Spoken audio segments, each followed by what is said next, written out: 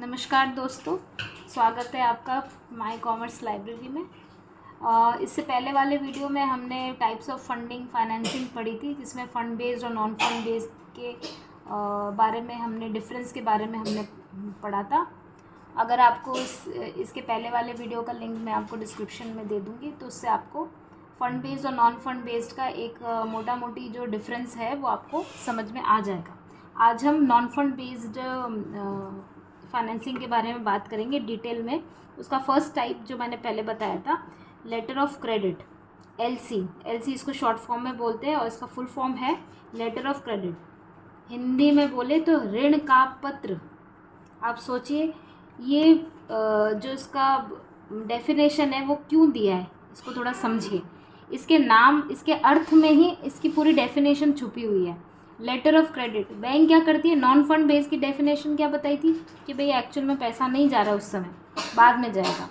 तो क्या करती है बैंक या फाइनेंशियल इंस्टीट्यूशन, आपको क्या देती है, एक ऋण का पत्र देती है। क्या क्या लिखा होता है उस पत्र में, एक एश्योरेंस होता है कि भाई जो भी उस पत्र को इशू करवा रहा है उसके बिहाफ पे पेमेंट किया जाएगा। ठीक है, तो क्या हुई इसकी definition, it is issued by bank और financial institution on the request of borrower as an insurance to pay a certain amount for a specified transaction at a specified date। ठीक है, अब इस पूरी डेफिनेशन में चार चीज़ें बड़ी इंपॉर्टेंट है। एक तो क्रेडिट, भाई उधारी ले रहे हैं, इसी के बारे में तो पढ़ रहे हैं अपन। दूसरा बोरोवर, तीसरा स्पेसिफाइड ट्रांजेक्शन और चौथा स्पेसिफाइड डेट। ठीक है, क्रेडिट, उधारी, बोरोवर, कौन सा बोरोवर, भाई हमें टाइप ऑफ बोरोवर भी तो पता चले कि किस टाइप के बोरोवर को इस टाइप की फंडिंग की ज़रूरत पड़ती है। इसलिए पहले बोरोवर को पहचानना बहुत ज़रूरी है कि भाई जो ऐसी रिक्वेस्ट लेके अपनी बैंक के पास जाएगा कि भाई मेरे बिहाफ पे तुम ऐसे मुझे ऋण का पत्र दो कि ना मुझे उधारी मिल सके, या मेरे बिहाफ पे तुम पेमेंट करो। ठीक है, स्पेसिफाइड ट्रांजेक्शन, जिस ट्रांजैक्शन को पूरा करने के लिए वो बोरोवर बैंक के पास या फाइनेंशियल इंस्टीट्यूशन के पास गया है कि मुझे ऋण का पत्र दो, वो कौन सा ट्रांजैक्शन है। और स्पेसिफाइड डेट, कि किसी फ्यूचर स्पेसिफाइड डेट पे, जैसे आप शेयर मार्केट पे कभी आपने सट्टा लगाया हो या हेजिंग ऑप्शन करी हो, तो उसमें होता है ना एक स्पेसिफाइड डेट पे आप शेयर खरीदते हैं, उसको फॉरवर्ड और फ्यूचर्स कहते हैं। लाइक उसी टाइप का होता है। इसके लिए बैंक कमीशन चार्ज करती है, कुछ परसेंटेज, बहुत पॉइंट्स परसेंटेज का हम होता है, आजकल तो 1% पे होता है, डिपेंड्स कितनी बड़ी एलसी है आपकी। तो इसमें बोरोवर के बारे में हम पहले देखें कि कौन सा बोरोवर होता है। कौन होता है, बायर है, इम्पोर्टर, जो भी ख़रीदने वाला है कि उसको कहीं से स्टॉक ख़रीदना है, माल ख़रीदना है, लेकिन वो ऐसी जगह से ख़रीद रहा है जिसमें या तो वो उस जगह से को जानता नहीं है, या सेलर को जानता नहीं है, या फिर सेलर और बायर दोनों एक दूसरे से अपरिचित है। अब इस केस में जब अपरिचित होते हैं तो एक विश्वास वाला ट्रस्ट का इशू आता है कि भाई बायर ये सोचे कि मैं उसको पेमेंट कैसे करूं, मेरे पास माल आएगा या नहीं, उस तरीके का आएगा या नहीं जैसे मैंने ऑर्डर किया है। और सेलर को भी ये डर रहता है कि भाई मैं बायर को नहीं जानता कि भाई मैं माल दे दूँ जैसा कि ट्रांजैक्शन में हुआ है और फिर मेरे पास पेमेंट ही नहीं आए। तो जब ये विश्वास का, ट्रस्ट का इशू आ जाता है ना, तब हमेशा क्या होता है, बैंक और ये तीसरी इंस्टीट्यूशन को आना पड़ता है। ये तो हमारे नॉर्मल जीवन में भी है कि भाई दो लोगों के बीच में अगर ट्रस्ट नहीं बैठेगा तो तीसरे को मध्यस्थ करने के लिए आना ही पड़ेगा। तो उसका फ़ायदा बैंक या फाइनेंशियल इंस्टीट्यूशन उठाती है, जिसके लिए वो कमीशन चार्ज करती है। भाई दो परिवार है, उनके बीच में अगर संबंध स्थापित करने हैं तो मध्यस्थ कुछ रोकड़ा चार्ज भी तो करता है, सेम उसी मैनर में। ठीक है, तो उसके लिए बैंक आती है कि भाई ठीक है हम आपकी सहायता करेंगे। बैंक ऐसा क्यों कहती है, क्योंकि बैंक या फाइनेंशियल इंस्टीट्यूशन ऐसी संस्था है जिसके ऊपर आम जनता का अटूट विश्वास बना हुआ है, सालों से चल रही है, सालों से वो व्यवस्था स्थापित करी गई है। तो वो इसीलिए एक विश्वास साबित हो जाता है। भाई सेलर को अपनी बैंक के ऊपर विश्वास होता है, बायर को अपनी बैंक के बारे में विश्वास होता है। इसलिए वो क्या करते हैं कि भाई हम दोनों एक दूसरे को नहीं जानते, कोई बात नहीं, हम ऑर्डर ले लेते हैं, एग्रीमेंट कर लेते हैं, अपने अपने बैंकों को बोल लेते हैं, वो उसने अपने हमारे बिहाफ पे एलसी इशू कर देगी।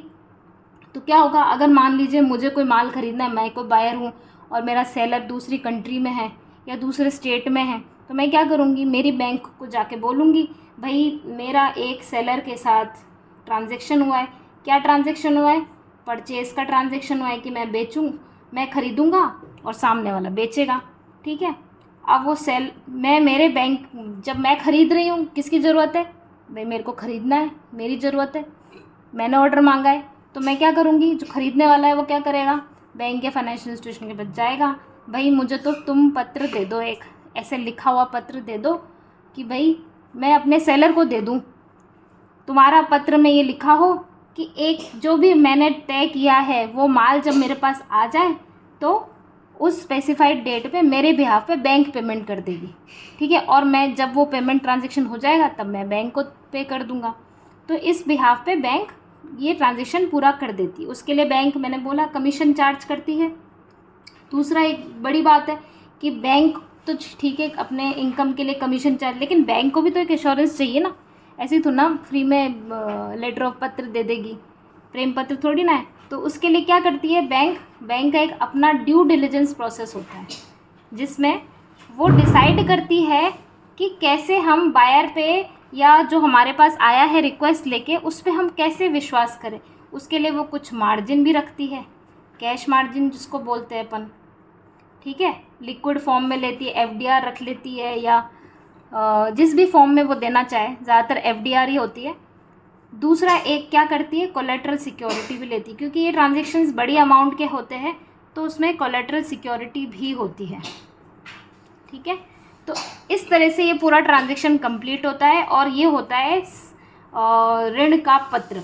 अब इसके बहुत सारे टाइप्स होते हैं, उससे पहले हम एक डॉक्यूमेंट्स ले लें। जब सेलर अपना ट्रांजैक्शन पूरा करने के लिए अपना माल दे देता है तो वो क्या करता है, अपनी बैंक को सारे डॉक्यूमेंट्स देता है। वो डॉक्यूमेंट्स कौन कौन से होते हैं, जिसके बिहाफ पे भरोसा करके चेक करके बैंक वो पेमेंट करती है। एक तो इनवॉइस होता है, जो मतलब हमने बिल, जो बायर ने ख़रीदने के लिए इनवॉइस रेज किया हो वो होता है। दोनों के बीच में एग्रीमेंट होता है, तो उसमें पूरे संदर्भ होते हैं कि भाई कौन सा प्रोडक्ट आ रहा है, कितनी क्वांटिटी में आ रहा है, किस टाइप का प्रोडक्ट है, उसका बाकायदा पूरा इंस्पेक्शन किया जाता है। कस्टम की इनवॉइस होती है जब वो माल लोड होता है, बिल ऑफ लेडिंग। तो ये जब डॉक्यूमेंट होते हैं ना, ऐसा नहीं है कि भाई पहले माल आ जाएगा तभी मतलब कि बैंक एश्योर करेगा पेमेंट। अगर डॉक्यूमेंट आ गए हैं और बैंक के पास डॉक्यूमेंट पहुंच गए हैं, बैंक ने एग्रीमेंट से मैच कर लिए हैं कि भाई हाँ, तो ये मान लेती है कि सामान आ गया है। जैसे ही वो एग्रीमेंट से सारी चीज़ें उसकी डॉक्यूमेंट्स मैच हो जाती है तो वो स्पेसिफाइड डेट पर, जो कि एग्रीमेंट में तय है, उस स्पेसिफाइड डेट पर पेमेंट कर देती है। जब वो पेमेंट कर देती है तो जो भी लेटर ऑफ क्रेडिट है, जैसे 120 दिन का इशू किया हुआ है, बैंक तो उसी समय पे कर देगी, लेकिन 120 दिन की उधारी होती है। तो 120 दिन बाद जब कंप्लीट होता है तो जो जिसने ख़रीदा होता है वो लेटर, जिसने रिक्वेस्ट करी होती है कि मेरे बिहाफ पे तुम क्रेडिट दो, तो 120 दिन बाद वो बैंक को वापस पैसा दे देता है। तो ये ट्रांजैक्शन पूरा कंप्लीट हो जाता है। ठीक है, इसको मैं एक डायग्रामेटिक वे में समझाऊं तो बायर पहले सेलर के पास जाता है, सेलर उसको एग्रीमेंट साइन करता है, फिर ये एग्रीमेंट लेके बायर बैंक के पास जाता है, बैंक एग्रीमेंट चेक करता है और स्पेसिफाइड डेट को सेलर के बैंक के पास पेमेंट कर देता है। और जब उसके पास सामान आ जाता है